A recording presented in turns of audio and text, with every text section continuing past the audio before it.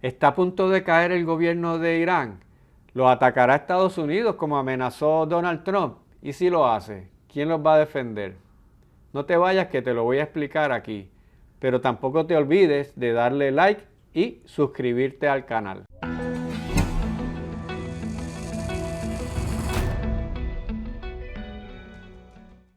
Debes haber visto los visuales y las noticias sobre las protestas en Irán. Pero ¿caerá el gobierno? ¿Lo atacará Estados Unidos? ¿Saldrán sus aliados a defenderlo? Pues te lo voy a explicar poco a poco. Primero, déjame darte un poquito de trasfondo histórico de cómo llegamos hasta aquí. Vamos a ver una foto primero del Shah Mohammad Reza Pahlavi, que era la persona que fue rey de Irán, eso es lo que quiere decir Shah, desde 1941 hasta 1979. Él era una cosa complicada. Por un lado, era pro-occidental, creía en que las personas pues vistieran como quisieran, era secular, es decir, no era un régimen religioso. Inclusive Irán era aliado de Israel en aquel momento. Pero por otro lado, también era represivo, tenía una muy odiada policía militar que arrestaba y torturaba a personas sin proteger los derechos civiles.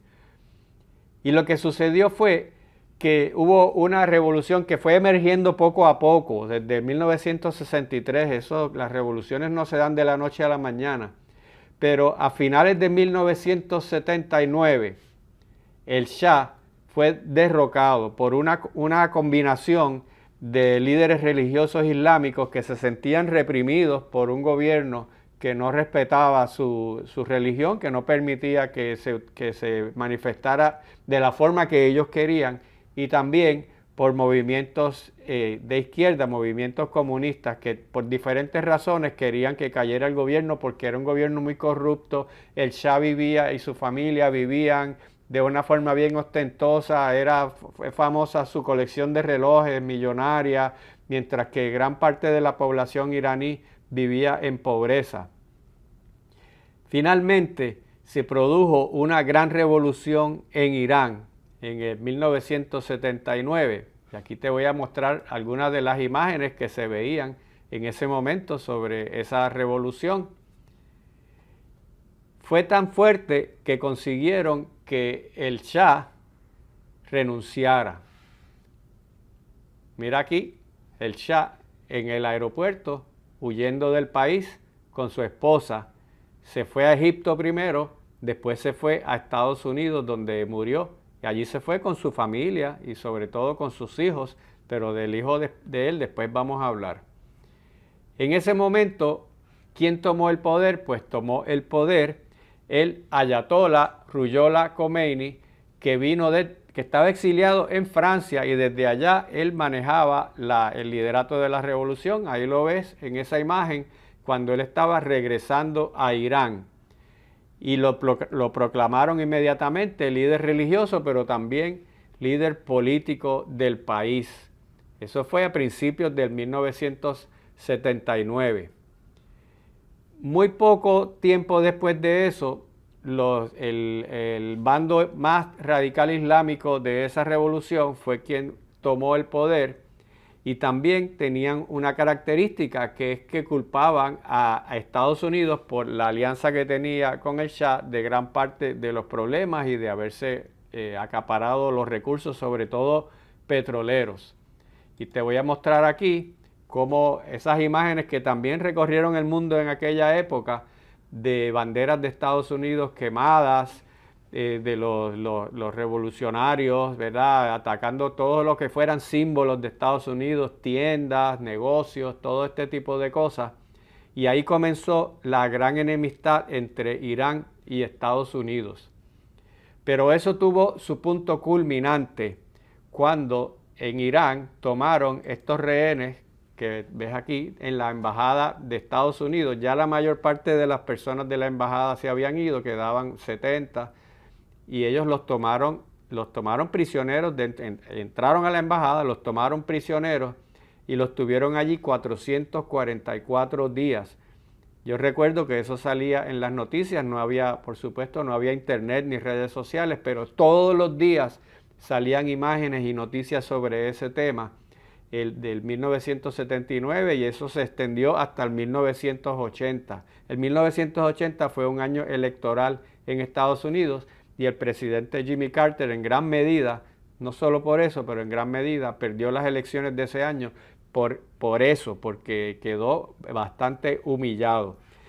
Una de las reacciones que tuvo Estados Unidos fue aplicar sanciones. Aquí aparece el presidente Jimmy Carter cuando le anunció al país y al mundo que iba a aplicarle sanciones a Irán, que había sido hasta ese momento un socio comercial importante, que no iba a atacarlo porque la intención de Jimmy Carter era que no fallecieran los rehenes. Él siempre hizo eso, pero inclusive mandó un grupo comando para tratar de hacer una operación de fuerzas especiales. Fue un desastre porque en el desierto, mientras se preparaban, chocaron helicópteros, murieron soldados estadounidenses, quedó totalmente humillado en ese proceso. Pero ahí comenzaron las sanciones contra Irán.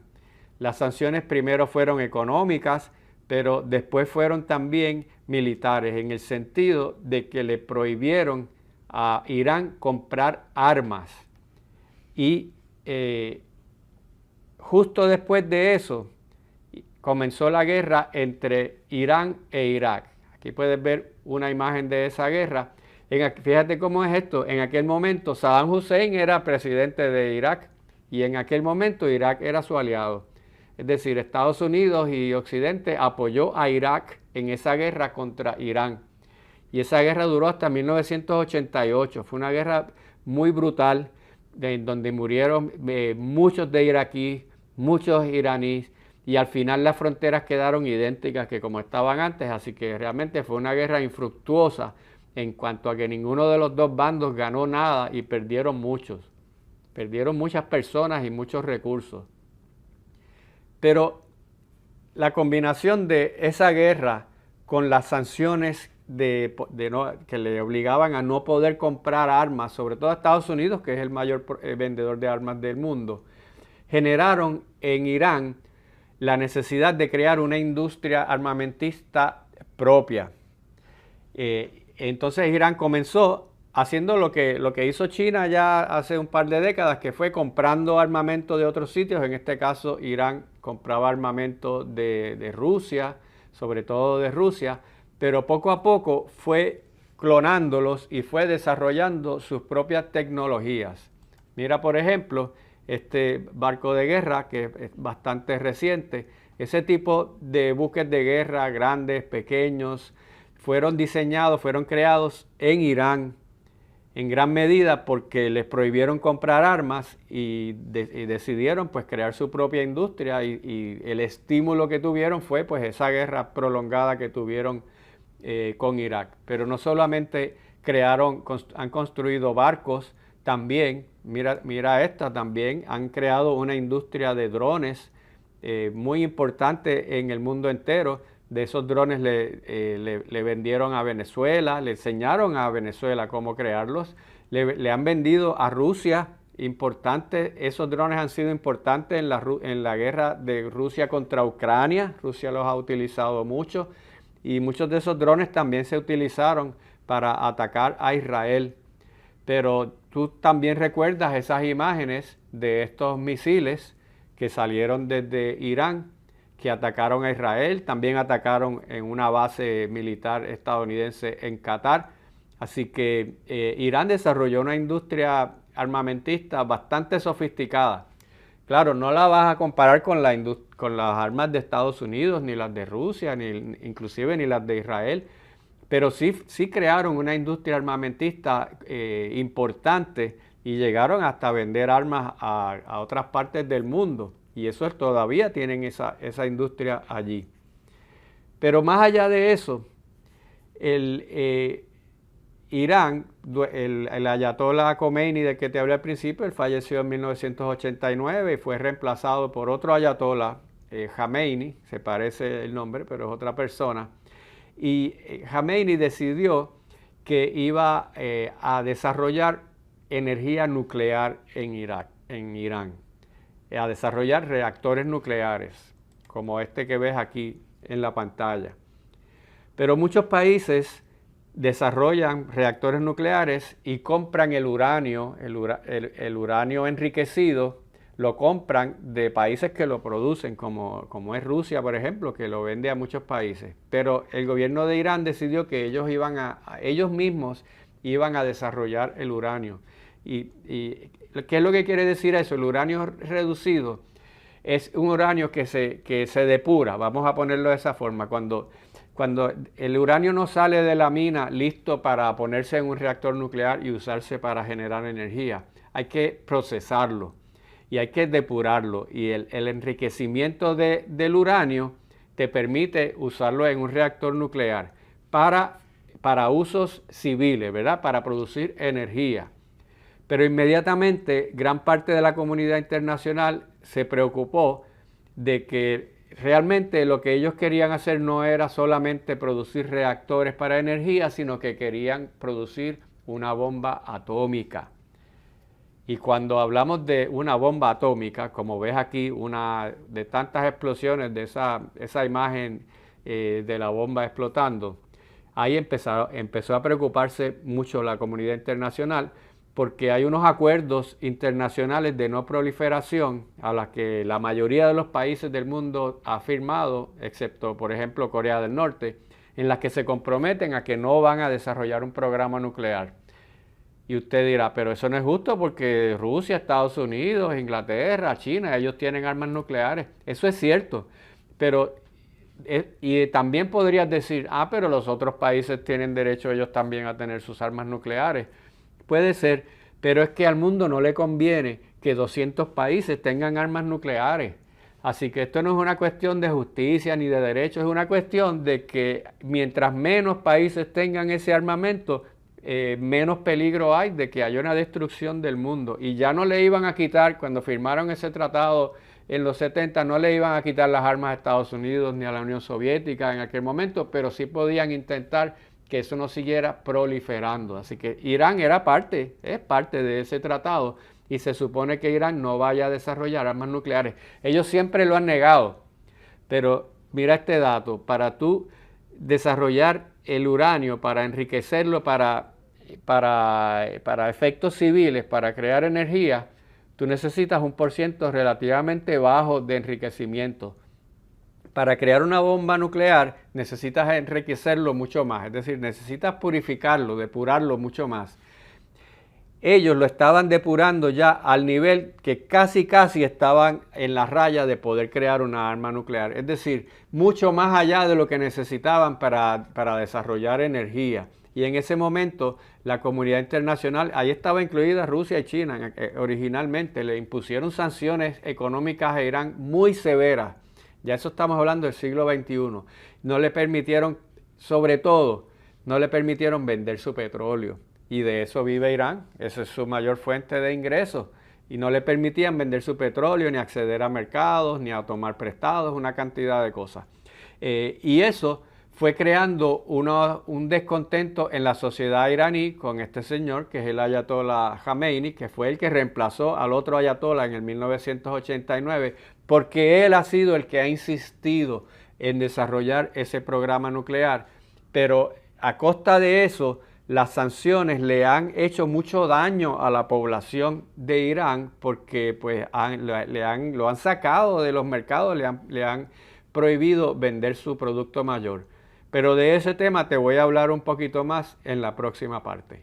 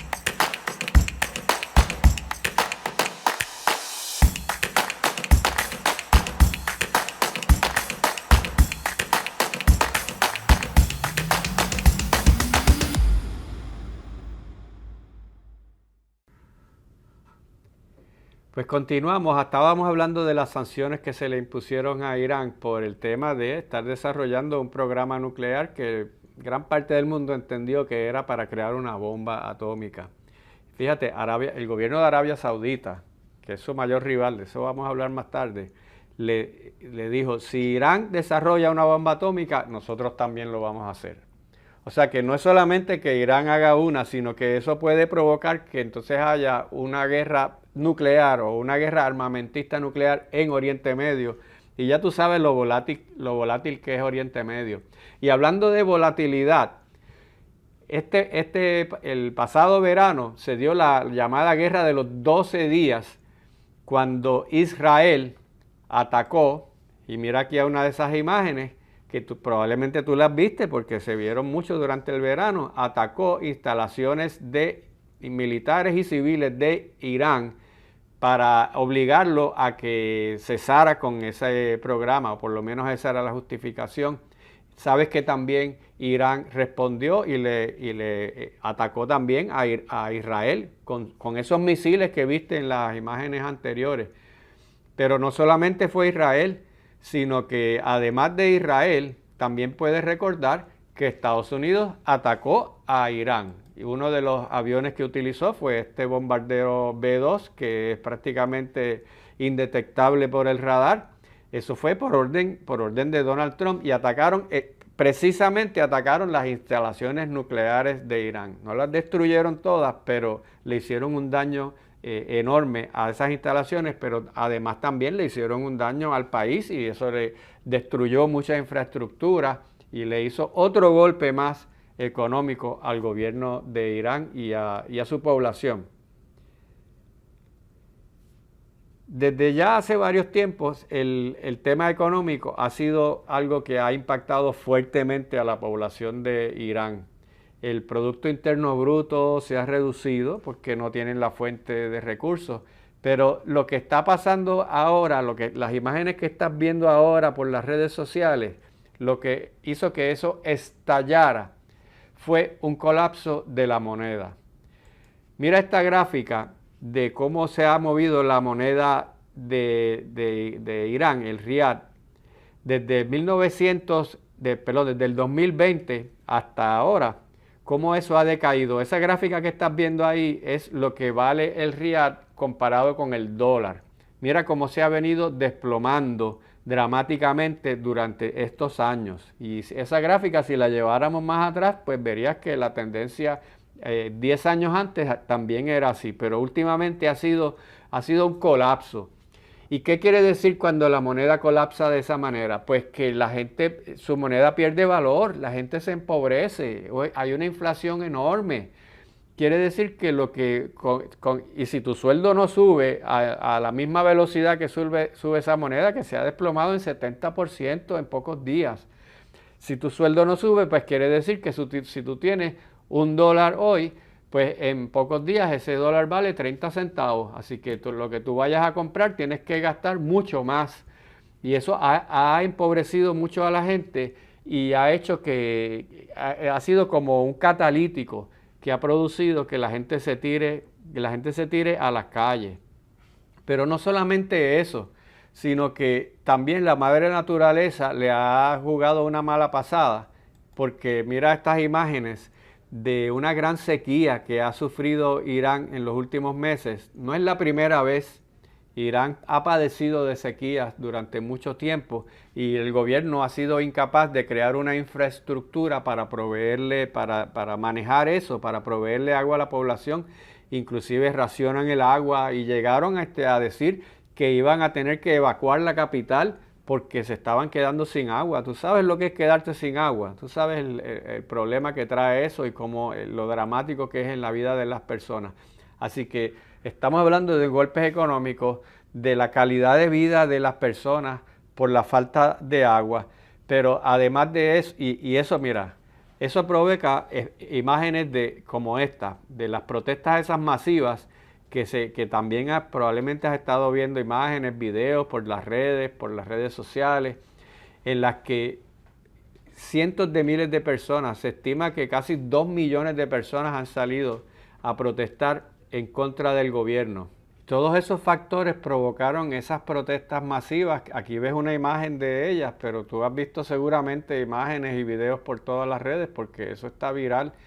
Y eso es más de 1 millón, casi 2 millones de personas que han estado en las calles protestando. También has visto imágenes como esta de mujeres quemando fotos del Ayatollah Khomeini, porque ese es el otro elemento de las mujeres que quieren que sea una sociedad más moderna donde se respeten los derechos de las mujeres por igual, porque esa República Islámica, como se llama, es muy conservadora y por supuesto es muy machista. También recordarás el asesinato de aquella joven cuando la arrestaron por no llevar el velo, y eso también había provocado otras protestas anteriormente. Esto no es nada nuevo. Pero hay unas cosas que están haciendo que estas protestas sean diferentes a las que había habido antes, que ya había habido muchas. Una de ellas, mira este mapa, es que están por todo el país. No se concentran en Teherán o en 2 o 3 puntos o en algunas zonas donde están los kurdos o en Balochistán, donde generalmente hay algunos problemas. Eso está regado por el país completo. Además, no están pidiendo solamente reformas económicas o reformas de género o más libertades. Están pidiendo un derrocamiento completo del sistema de gobierno. Esto es bien diferente a lo que pedían antes. Así que por eso es que el mundo entero está en vilo esperando a ver si esto va a terminar con un cambio de gobierno. Pero eso está por verse todavía. Una de las cosas que también están resintiendo y que está saliendo por todo el mundo las imágenes es la gran represión. Aquí puedes ver, por ejemplo, esta imagen de los cadáveres en bolsas, y se dice que por parte del gobierno se dice que han muerto más de 2.500 personas a manos de agentes del gobierno. Otros estimados mucho más exagerados dicen que son más de 12.000. El número exacto no se sabe, pero son muchas personas. También han muerto agentes del orden público, eso es la verdad, pero no en la misma cantidad que esto. Y esa gran represión ha sido, por supuesto, bien criticada alrededor del mundo. Y en otras ocasiones les había servido para acallar, porque la gente obviamente le da miedo salir a la calle a protestar cuando te están disparando con bala viva. Pero eso también ha generado una respuesta bien negativa de parte, por ejemplo, de Donald Trump. Y sabes que, mira aquí Donald Trump, por ejemplo, de esos titulares, Donald Trump amenazó con que va a atacar a Irán si siguen matando las personas que protestan. Inclusive se dijo que en estos días iban a ejecutar a un hombre joven que hablaba mucho por las redes, un influencer, y él dijo, si hacen eso, Estados Unidos va a atacar. Y el mundo entero está pensando, espérate, otra vez Estados Unidos va a atacar. Un poco más tarde, Donald Trump salió en la prensa diciendo, ya ellos me han dicho, he escuchado, no ellos, sino he escuchado de parte de Irán que no van a ejecutar a nadie, así que por el momento no va a pasar nada. Pero esas amenazas de Trump generaron pues mucha duda de qué sucedería si Estados Unidos atacara a Irán, ¿verdad? ¿Qué va a pasar con ese movimiento que lo que es verdaderamente ya una revolución? Eso no es solamente un montón de protestas en la calle. ¿Qué va a pasar con ese movimiento? ¿Eso va a acelerar que caiga el gobierno o va a ser contraproducente? Y entonces el gobierno va a poder sí justificar lo que ellos alegan, que es que esas protestas no son orgánicas, que esas protestas están promovidas por agentes externos, por la Mossad de Israel, que es lo que es el equivalente a la CIA de Israel, que eso es Estados Unidos que está pagándole a gente para que vayan a derrocar el gobierno. Pero no solamente ellos, sino que inclusive aliados de Estados Unidos, en la zona han dicho que tengan mucho cuidado con eso. Mira este mapa, por ejemplo, que son países, los que se llaman los países del Golfo. Ahí está Arabia Saudita, está Qatar, está Omán, está Emiratos Árabes Unidos, Kuwait. Todos esos países son países que tienen buenas relaciones diplomáticas con Estados Unidos. Inclusive en Qatar hay una base militar de Estados Unidos que fue la que Irán atacó. No lo hizo gran cosa, pero la atacó en el verano. Y todos esos, los gobernantes de esos países le han dicho a Donald Trump que no ataque, por lo menos no por ahora, porque eso puede provocar, pues lo que te dije, que fuera contraproducente. Además puede desestabilizar más la región y ellos tienen tú probablemente has visto imágenes de Dubái, de esos edificios, esos rascacielos gigantescos. Sabes que allí hay, inclusive en esa zona hicieron un mundial de fútbol, de soccer. Y cómo ellos atraen todos esos negocios, pues por la estabilidad política que hay. Si eso se convierte en una zona parecida a Siria, o si empezamos a ver imágenes como esta, ¿te acuerdas de ISIS? ¿Qué pasa si en Irán cae el gobierno, pero en lugar de que sea reemplazado por otro gobierno estable, democrático, pro occidente, lo que produce es que sean los radicales como ISIS los que intenten tomar el poder y se genere una guerra civil estilo Siria?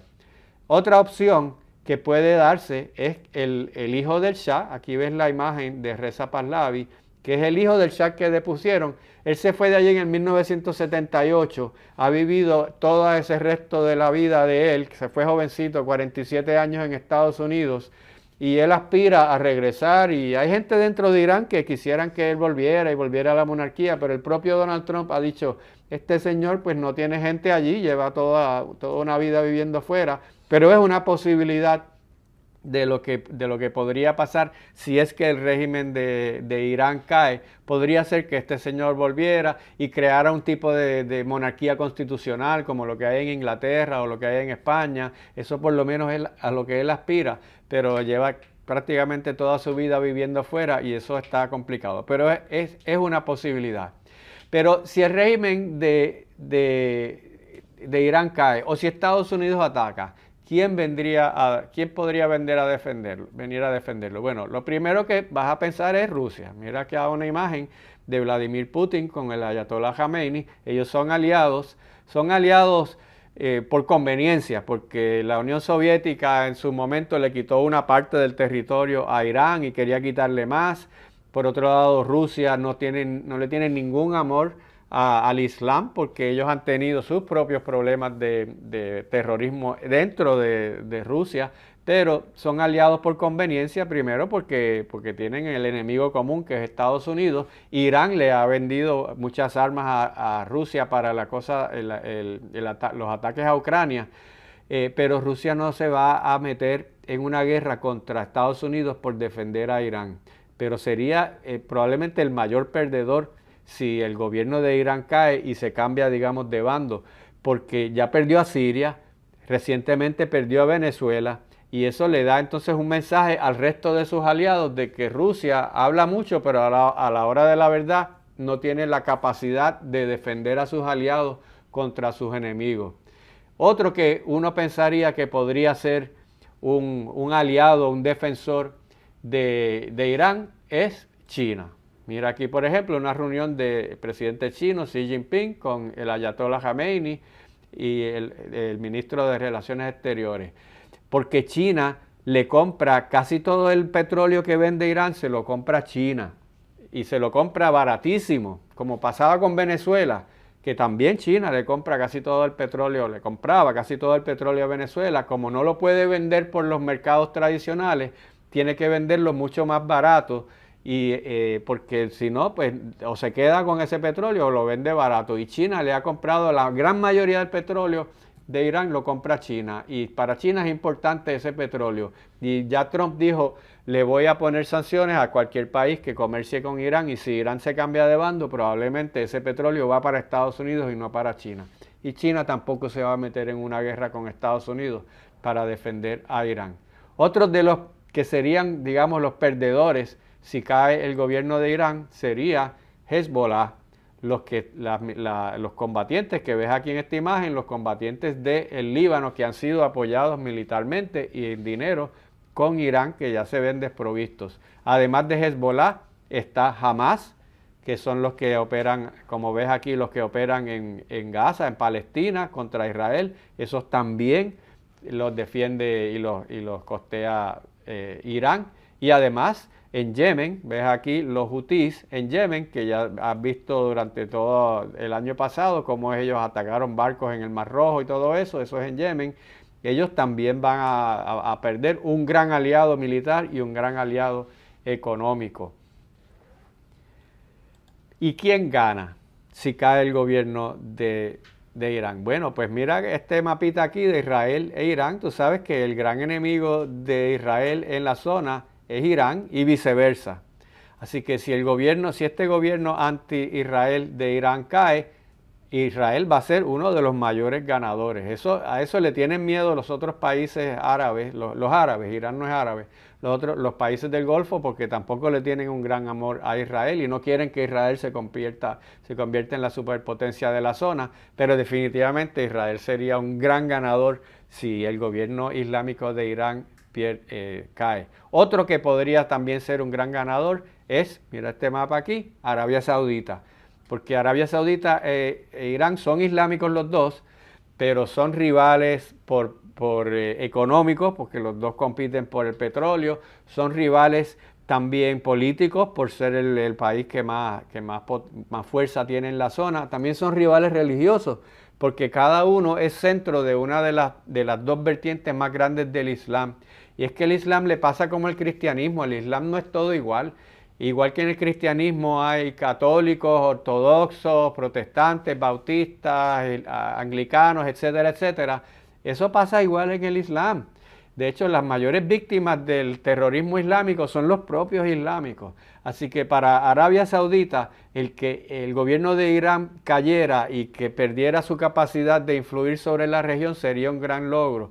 Pero tampoco le conviene que Irán se convierta en otra Siria, que Irán se desmembre, que se cree que se desarrolla ahí una guerra civil. Así que Arabia Saudita está mirando esto con mucho recelo. Y por supuesto, si el gobierno de Irán cae, ¿quién tú crees que va a ser el mayor ganador a través del mundo? Pues Estados Unidos y Donald Trump. Aquí lo ves al lado no al lado, dos fotos, una al lado de la otra, del Ayatollah Khamenei. Y Donald Trump pues es el enemigo número uno de esa revolución en Estados Unidos y particularmente ahora Estados Unidos. Y si ese gobierno cayera, pues entonces sería por supuesto un gran logro político para Estados Unidos y sobre todo una carta importante de cara a las elecciones congresionales de noviembre del 2026. Así que como puedes ver, esta situación es bien compleja, afecta al mundo entero, te afecta a ti, me afecta a mí, porque lo que pasa en esa zona afecta a todo el mundo, los precios del petróleo, la inestabilidad, lo que afecta militarmente a Estados Unidos tiene que ver con nosotros también.